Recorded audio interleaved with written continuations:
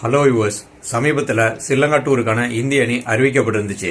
T20 தொடருக்கு Suryakumar Yadav கேப்டனாகவும் ODI தொடருக்கு ரோஹித் சர்மா கேப்டனாகவும் அறிவிக்கப்பட்டிருந்தாங்க. சுப்மன் கில் 2 ஃபார்மெட்டுக்கான துணை கேப்டனா அறிவிக்கப்பட்டிருந்தாங்க. ஆனா தேடி தேடி பார்த்தா கூட ஃபார்ம்ல இருந்த ஒரு பேட்ஸ்மேனோட பேரை காணோம். அது ருத்ராஜ் கெய்க்வாட். புள்ளிவிவரப்படி பார்த்தா ருத்ராஜ் கெய்க்வாட் சுப்மன் கில்லை விட நல்லாவே ஆடி இருக்கிறாரு. அது மட்டும் தானா அப்படின்னா சுப்மன் கில் கான்பிடன்ஸ் லெவல்ல கொஞ்சம் தடுமாறிக்கிட்டு வராரு. 2023 வேர்ல்டு கப் ஃபைனல்ல சுப்மன் கில் கொஞ்சம் பதட்டமா காணப்பட்டாரு. ஆஃப் ஸ்டம்ப் லைன்ல வீசப்பட்ட ஒரு பந்தை மிடான்ல கேட்ச் கொடுத்து அவுட் ஆனாரு. சரி, ஏதோ ஒரு மேட்ச் பதட்டத்துல அவுட் ஆயிட்டாரு அப்படின்னு சொல்லி பார்த்தா அது அதோட நிக்கல. ஜிம்பாப்வே டூர்லயும் அதே மாதிரியான பந்துகளுக்கு மிடான்ல கேட்ச் கொடுத்து அவுட் ஆயிருப்பாரு. சுப்மன் கில் நல்ல பேட்ஸ்மேனா அப்படின்னா டெஃபினட்டா நல்ல பேட்ஸ்மேன் தான்.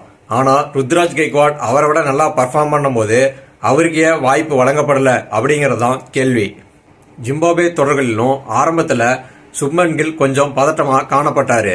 ஆனா ருத்ராஜ் கெய்க்வாட் சூழ்நிலைக்கு ஏத்த மாதிரி தன்னை நிலைநிறுத்திக்கிட்டு தன்னோட திறமையான ஆட்டத்தை வெளிப்படுத்திக்கிட்டு வராரு.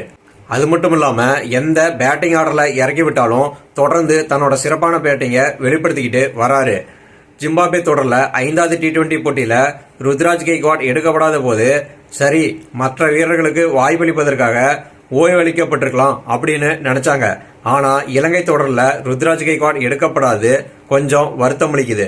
இது சரியான வீரர்களுக்கு தான் தேர்வுக்குழு வாய்ப்பு வழங்குதா அப்படிங்கிற சந்தேகத்தை எழுப்புது. இனிவரும் தொடர்கள்ல ருத்ராஜ் கெய்க்வாட்க்கு வாய்ப்பு வழங்கப்படுமா அப்படிங்கிற கேள்வியும் எழுது. வாய்ப்பு வழங்கப்படுமா என்பதை பொறுத்திருந்து பார்ப்பங்க.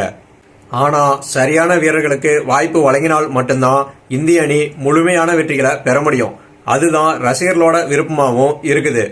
100 கோடிக்கும் அதிகமான ஜனத்தொகை கொண்ட நாட்டுல 11 வீரர்கள் மட்டுமே விளையாட முடியும் அப்படிங்கிற போது கண்டிப்பா அந்த வாய்ப்பு சரியான வீரர்களுக்கு கொடுக்கப்படணும். அப்படின்னா மட்டும்தான் இந்திய அணி ஃபைனல் செல்வதோடு மட்டுமல்லாம பல கோப்பைகளையும் கைப்பற்றும் அப்படிங்கிறது நிதர்சனமான உண்மை.